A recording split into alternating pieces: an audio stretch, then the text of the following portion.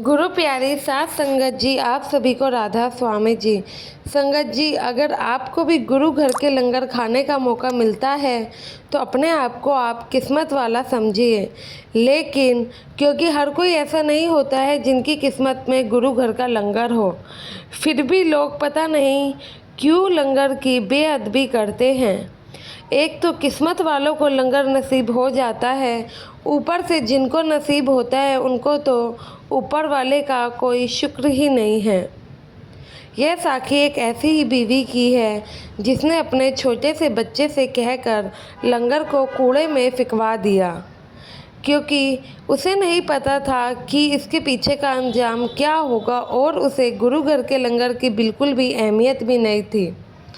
और इसे लगा कि बच्चे से कहकर वह लंगर कूड़े में फिकवाएगी तो बच्चे को कोई कुछ कहेगा भी नहीं।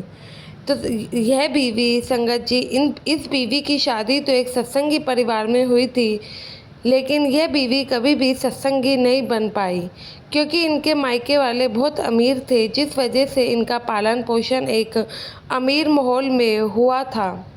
और आप सत्संग का माहौल तो जानते ही हैं, बाबा जी सबके लिए एक ही जैसी सत्संग में सुविधा देते हैं। उनके लिए कोई भी अमीर या कोई भी गरीब नहीं है। इस बीवी में बहुत ही ज़्यादा घमंड था, नखरे थे, क्योंकि इनके मायके वाले पैसे वाले थे ना, इसलिए हर चीज़ इनको हुक्म करने पर मिल जाती थी। इस लड़की के मायके वाले देवी देवताओं को मानते थे, तो इसका रुझान भी शुरू से देवी देवताओं की तरफ ही था। जब इसकी शादी हुई तो वह सत्संगी परिवार में हो गई, और ये ससुराल वालों के कहने पर सत्संग तो चली जाती, लेकिन बेमन से जाती थी और उन लोगों पे बहुत गुस्सा भी करती थी।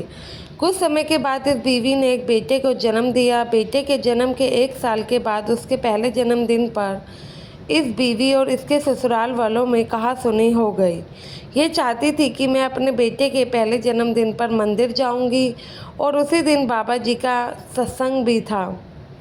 तो इसके परिवार वाले जिद करने लगे, और वह चाहते थे कि बच्चे को सबसे पहले सद्गुरु के घर लेके जाया जाए, पर यह बीवी नहीं मानी। काफ़ी देर लड़ाई के बाद घर वालों के कहने पर और उनके समझाने पर कि पहले चलो सत्संग घर चल लेते हैं, क्योंकि बाबा जी का सत्संग हर बार तो नहीं होता है, उसके बाद हम शाम को लौटते समय मंदिर भी जाएंगे। पर यह बीवी को काफ़ी उन लोगों ने मनाया और समझाया कि बाबा जी के दर्शन करना बहुत ही नसीब की बात है, और काफ़ी देर के बाद यह बीवी मानी भी। उस दिन तो यह बीवी अपने ससुराल वालों के कहने पर सत्संग घर जाती है और सद्गुरु के दर्शन खुद भी करती है और अपने बेटे को भी करवा देती है। ऐसे ही समय काफ़ी बीत गया। इसके परिवार वाले जब भी बाबा जी इनके शहर में सत्संग फरमाने आते थे तो पूरा परिवार सत्संग सुनने ज़रूर जाता था और बाबा जी के दर्शन भी करता था। तो वहाँ ये बीवी भी जाती थी। यह कभी भी लंगर नहीं करती थी, इनको कभी भी नीचे बैठकर लंगर खाना पसंद ही नहीं था। इसके पति और सास कभी भी इनसे जिद नहीं करते थे कि तुम हमारे साथ बैठकर लंगर करो या लंगर करने जाओ, क्योंकि वो कहते थे जब इन्होंने मानना ही नहीं है तो क्या ही जिद करनी। उस परिवार के मुखिया जो कि दादा दादी थे, वे अक्सर डेरे भी जाते थे। एक बार जब इनका बच्चा 6 साल का हो गया तो बाबा जी के दर्शन करने के लिए ये सभी लोग सत्संग घर गए, और वहाँ सबने बाबा जी के ओपन कार में दर्शन किए। उसके बाद जब सारे लंगर के लिए जा रहे थे तो इस बीवी का बच्चा अपने पापा के साथ जाने की जिद करने लगा। वो कहने लगा कि मुझे भी पापा के साथ जाना है, और जाकर लंगर में बैठ गया। जब इस बीवी ने देखा कि बच्चा नीचे बैठा है लंगर के लिए, इस बीवी को बहुत ही ज़्यादा उस समय गुस्सा आ गया। पर इसने सोचा बच्चे को मना करूँगी वह तो बिल्कुल भी नहीं मानेगा, इसलिए यह बीवी भी अपने बच्चे के साथ आकर बैठ जाती है। जब सब इस बीवी को सबके साथ बैठता हुआ देखते हैं तो घर वाले खुश हो जाते हैं, कहते हैं चलो बड़ी अच्छी बात है कि आज तुम भी लंगर करने हमारे साथ बैठी हो। यह बीवी उस समय ज़्यादा कुछ नहीं बोलती है और चुपचाप बैठी रहती है। कुछ देर में सेवादार लंगर बरताने लगते हैं।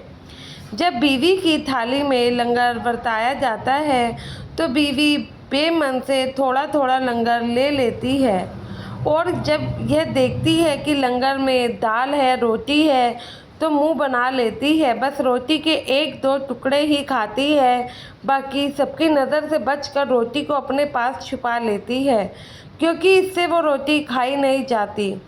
इसके बाद वह बीवी अपने बच्चे को कहती है और उनकी थाली में अपना खाना रख देती है, और चुपके से उस थाली को बाहर रखने के लिए कहती है, और उसके बदले में कहती है कि चलो यहाँ से बाहर जाते हुए मैं तुम्हें पिज़्ज़ा खिलाऊंगी, तुम्हें क्या ही सूखी रोटी में मज़ा आ रहा है। बच्चा छोटा था तो वह भी माँ की बात मान लेता है, अपनी माँ के साथ उठ खड़ा होता है, और माँ ने जो खाना इनकी थाली में डाला था वह बाहर जाकर रखने लगता है। संगत जी, इधर बच्चे ने भी खाना झूठा छोड़ दिया था, और उसकी माँ ने भी।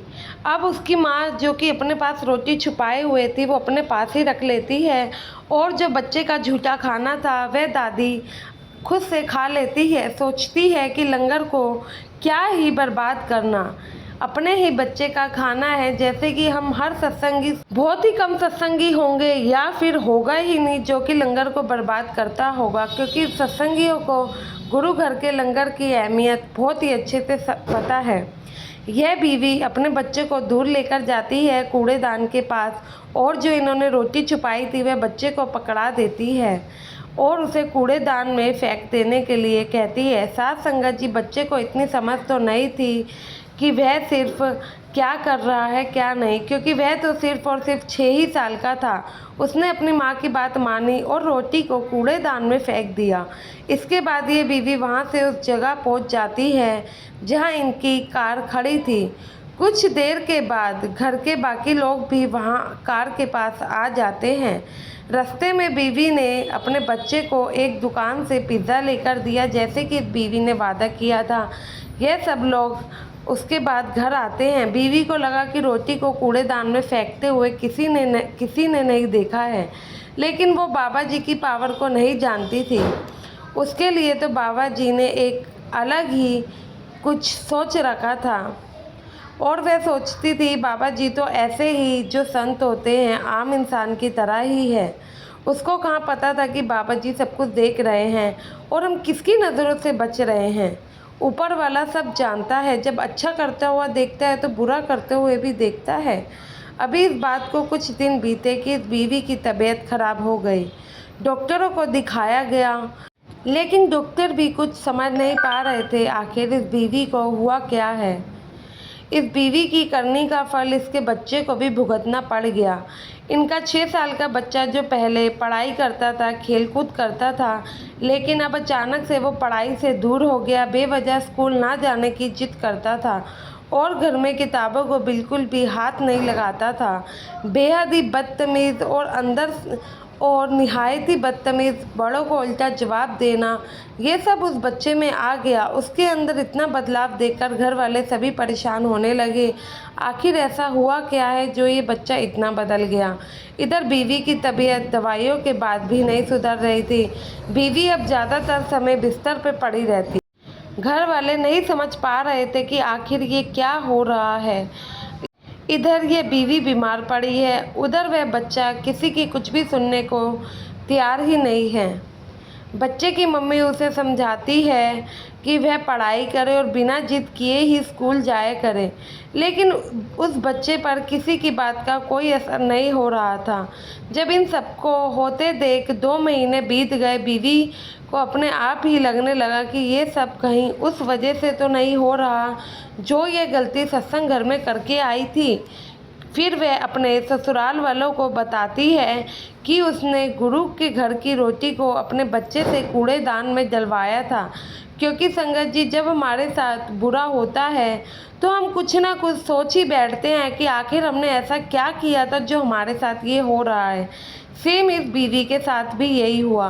तो इसको लगा कि शायद इसने वहाँ पे ये कर्म किया था तो उसी का फल इन्हें मिल रहा है।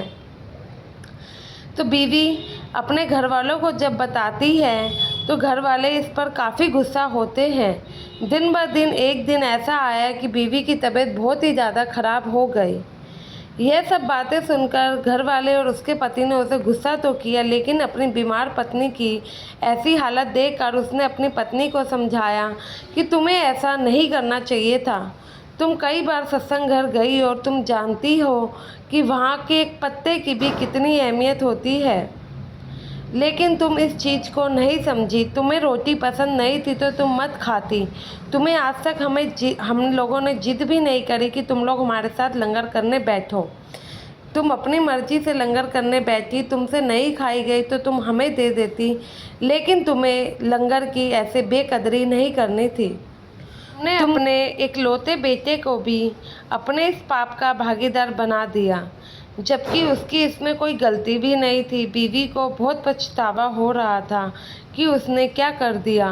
पति के कहने पर वह बाबा जी से माफ़ी मांगती है और उनके पति कहते हैं कि तुमसे कोई ज़बरदस्ती नहीं कर रहा कि तुम सत्संगी बनो, लेकिन बस तुमसे हाथ जोड़कर एक ही विनती है, गुरु घर के किसी भी अन्न का या किसी भी चीज़ का तुम अपमान नहीं करोगी, इसका तुम्हें कोई हक नहीं है।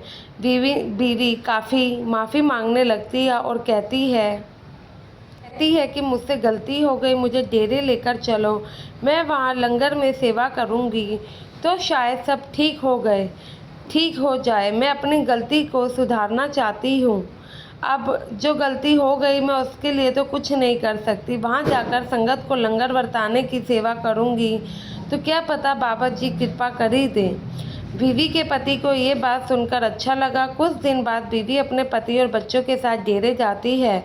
वहाँ बीवी और इसके पति ने बहुत सेवा करी। बीवी ने बाबा जी से बहुत माफ़ी भी मांगी। धीरे धीरे बीवी की हालत भी सुधरने लगी और इनका बच्चा भी इन लोगों का कहा मानने लगा। पहले की तरह पढ़ाई में ध्यान भी देने लगा। साथ संगत जी, अगर हमें लंगर की रोटी नहीं खानी तो मत खाइए, लेकिन हमें कोई भी हक नहीं है हम इस तरीके से उनका अपमान करें।